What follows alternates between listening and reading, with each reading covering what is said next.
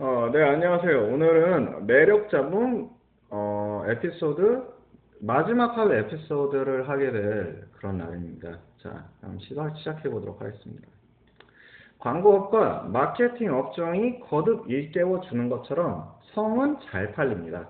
매력 자본에 의존하는 광고 중 90% 정도가 남성이 아니라 아름답고 매혹적인 여성의 이미지를 사용해요. 물론 광고 속의 섹슈얼리티에 대해 여성보다 남성이 더 호의적입니다.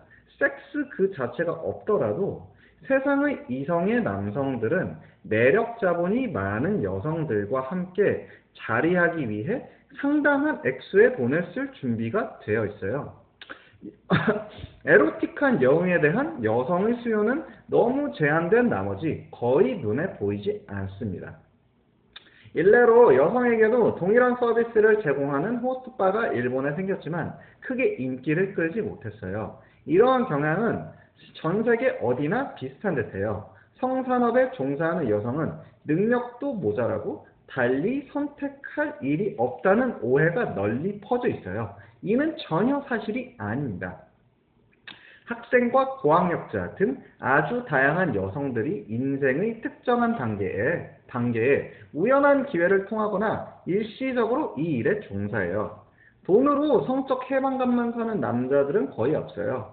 성접촉은 대개 패키지 상품의 일부분으로 여기에는 뛰어난 성행위뿐 아니라 성적으로 매력적인 몸매와 아름다운 외모, 사회적 기술, 젊음이 넘치는 생기발랄함, 매력적인 옷내 무새와 세련된 스타일도 포함되어 있습니다.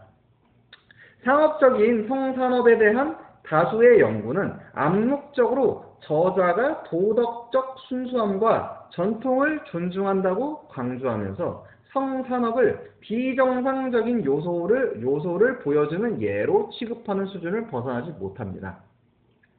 미국처럼 매춘이 불법인 국가나 영국처럼 어느 정도 합법화된 국가에서 이루어진 연구나 스벤 악셀 만손이 쓴 스웨덴 보고서 같이 성매매를 불법화하려는 사회운동가들의 연구는 공평하고 객관적인 분석 대신 자기 옹호적인 연구 결과를 제공할 가능성이 특히 높습니다. 그러나 이제는 분명한 그림을 그려줄 연구 결과가 충분해요. 성매매를 이용하는 남자들은 성격 이상자가 아니라 평범하고 정상적인 사람들이에요. 하지만 대체로 그들은 성적 충동이 더 강합니다.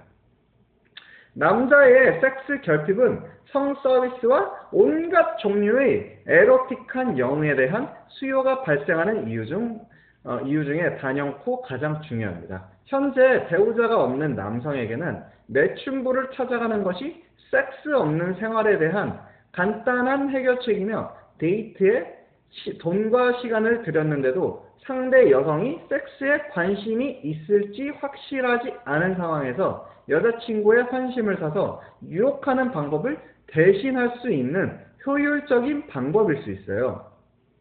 한 달에 한 번, 즉 1년에 12번 정도도 섹스를 하지 않는 섹스에 굶주린 결혼 생활을 하는 남편도 똑같이 중요합니다. 미국에서 이루어진 연구조사에서 모든 참여 남성 중 절반이 성생활에서 다양성을 원한다는 이유를 지목했어요.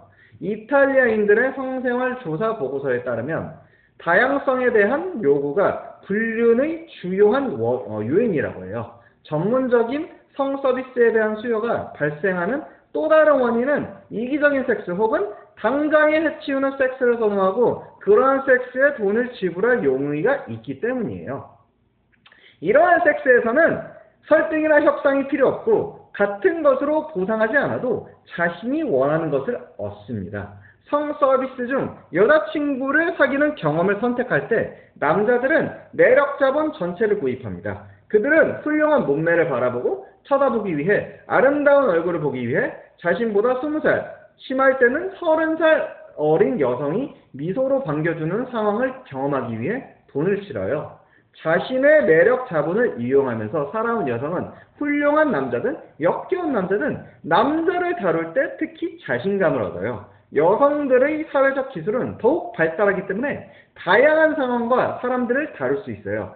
폰섹스 상담을 하거나 스트립클럽에서 춤만 춘 여성이든 혼음을 즐긴 여성이든 다들 성적으로 덜 복종하게 되고 사회적으로 주도적이고 자신 있게 행동하며 성관계와 남녀 관계에서 지배적인 위치를 점하는 데 익숙해집니다.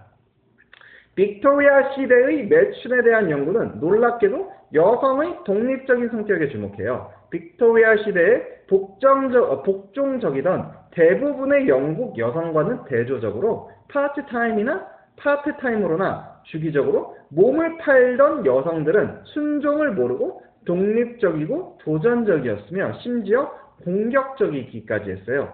그들은 무엇보다도 자유를 가장 중요하게 생각했고 남자들과 협상하는 방법을 알고 있었습니다.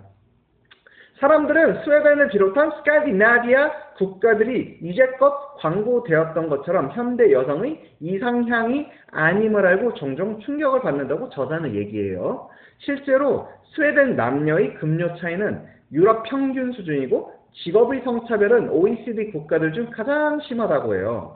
좀 뻥같지만 아무튼 책에선 그러네. 채용과 해고 정책을 이용하여 여성의 직장 내 승진을 막는 보이지 않는 장벽은 미국보다 더 높고 두껍다며 저자의 과거 논문인가 책에 기록되어 있다고 합니다.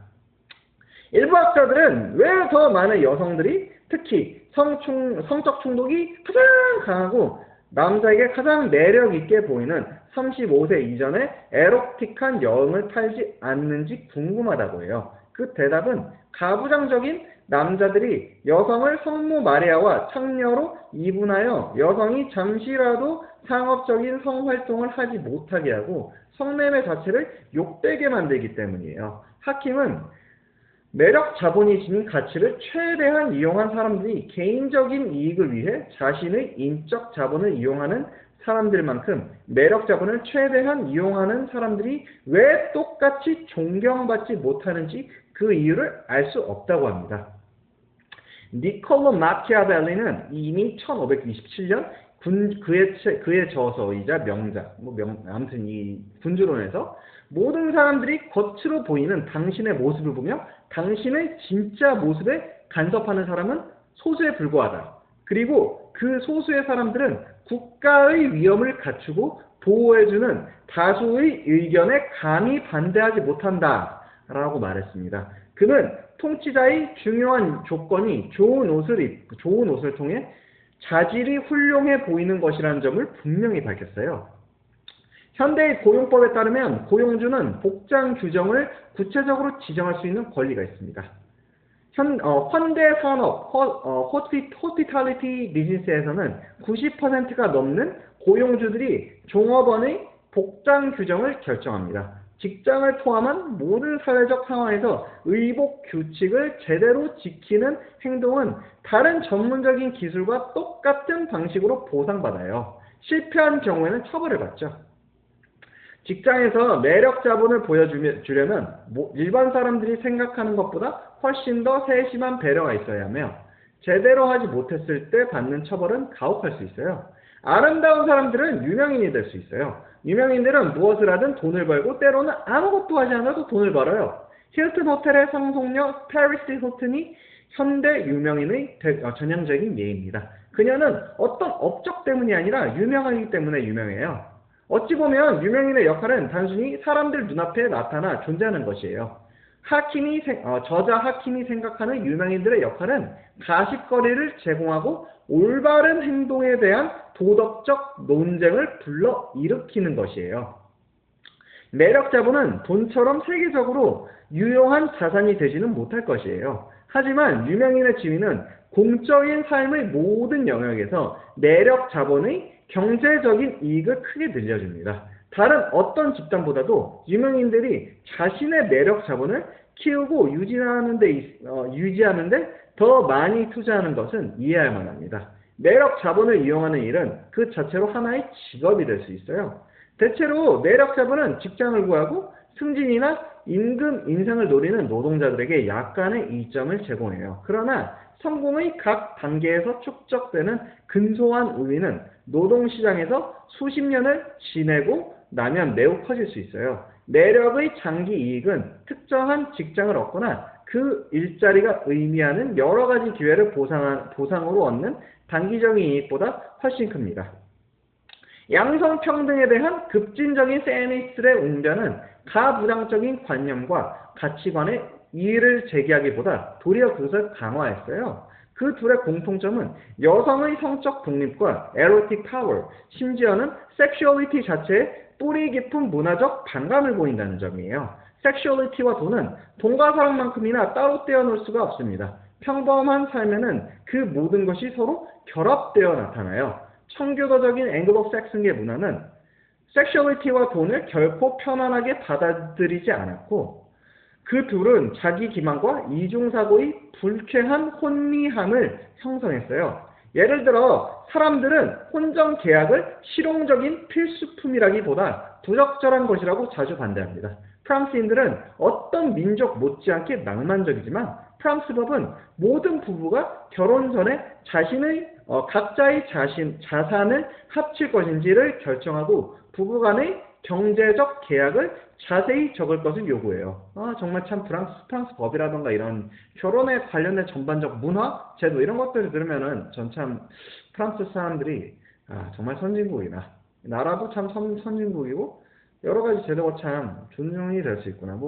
지금 프랑스 지금 대통령이 지금 정확히 기억이 안 나는데 원래 이 사람이 아마 여배우인가 막 여자 아무튼 스타 이런 사람하고 막 그 연문서 뿌리고 결혼했다가 이혼하고 재임 중에 그랬다고 하는데 지금 현재 있는 걸로 기억해요. 그런 것만 봐도 지금 한국 대통령이 지금 바로 그럴 수 있을 거라고 좀 상상이 되나요? 아무튼 참 좋은 나라인 것 같습니다. 프랑스는. 자, 이렇게 해서 매력자본의 1, 2, 3 하위 이제 에피소드들이 다 끝났습니다. 청취해주시고 시청해주신 여러분들께 대단히 감사의 인사를 드리고 에피소드 아마 이게 23 정도로 생각하는데 다음 또 24편에서 만나보길 바라겠습니다. 다음 시간에 만나요. 제발.